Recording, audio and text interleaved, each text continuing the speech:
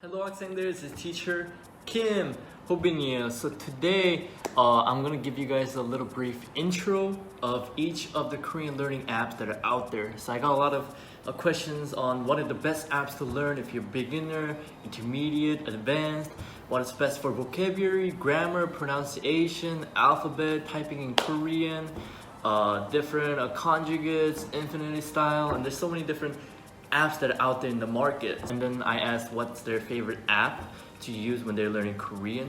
And then I also tried out and downloaded all the apps that was recommended. And then this is my review of what are the best apps that are out there in the market for Korean learners.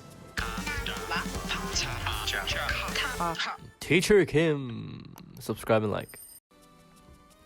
Okay, so starting from Duolingo. The total review for Duolingo from the users are not as satisfied with this app compared to the other Korean learning apps that's out in the market. So what are the reasons? It is said that they just throw out a bunch of vocabulary to memorize, and there is not really good build-up of basic Korean foundation, which could be disappointing for a lot of beginners out there. And the pace for the words, when you go through them in the app, can go really fast, which means that they don't give you enough time to compute the words into your brain. And it is not a good place to be if you want to improve your pronunciation, but it's a great resource to learn the basic alphabets as well as basic words. And then it's said to be that they have a bad audio quality, which could be a problem if you want to hear the good pronunciation of these words. But totally, overall, it's simple. A Duolingo app has not only Korean languages, but over 20 different languages, has fun games regarding reading, writing, speaking, listening. And it also has lessons and quizzes, which can also test about vocab as well as grammar. And then the downside, of course, could be that it's a great app, but it was originally meant for languages such as Spanish and French. But so in those aspects, it's a great app. But for languages such as Korean, I'm not sure if this is the app that you want to use to really improve your Korean. Okay. And then the next one is Drops. So the one thing about Drops I really like is it's very simple and aesthetic, and it's a great way to get vocab in just a couple minutes per day. And then one neat thing about this app is it can toggle Hangul and romanization on and off. So depending on what you're familiar with or comfortable with, you can choose either Hangul or romanization. Okay, and then the audio quality and the visuals are beautiful. Okay, there's no problem you hearing it. And then when you look at them, it's pleasing as well. And then there's fun and helpful games to learn Korean vocabularies. And also you can get quizzed on the stuff that you learned before when you're being quizzed. The system is called SRS, which stands for Spaced Repetition System. So they test stuff not only things that you learned on that day, but also the things that you learned in the past. So they make sure that you really perfected every vocab. And then the one thing that I heard from one of the students was that a lot of verbs and adjectives are presented in their conjugative form, such as if you were to, which is use herache style for all verb conjugates.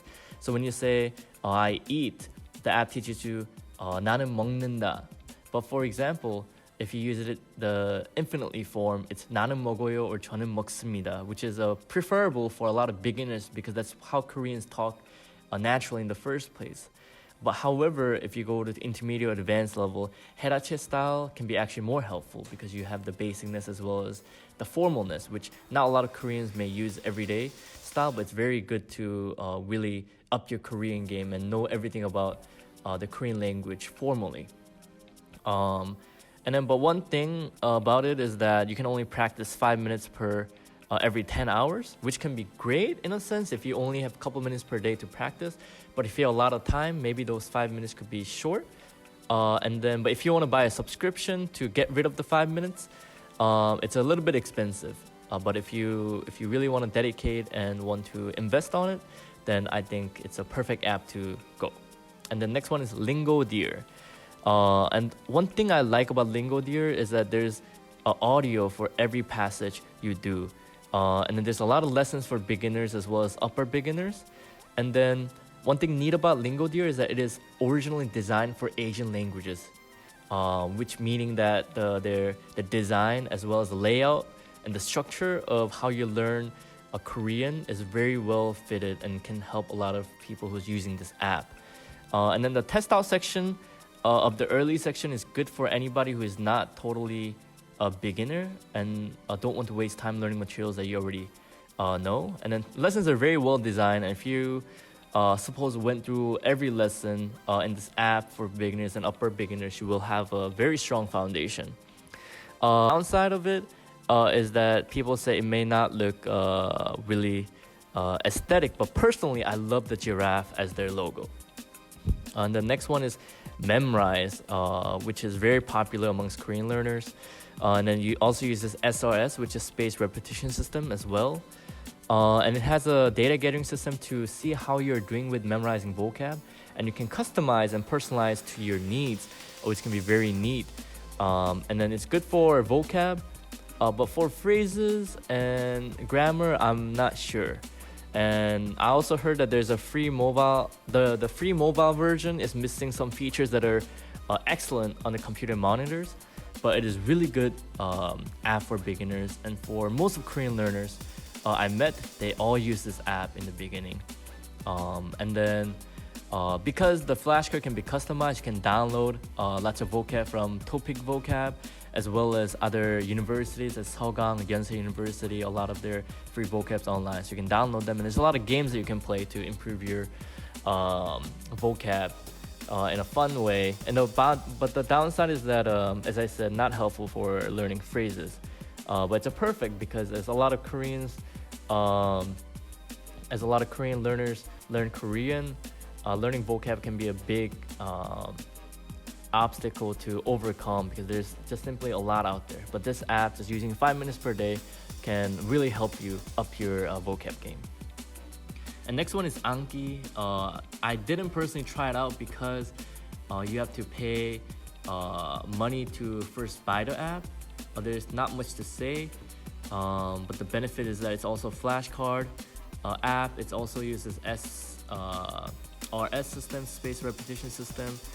But the only downside is that it's hard to create and customize your decks. If you want to add it, you have to add the photos, the vocab, words, meaning, phrases, examples, all by yourself, which could be very time consuming.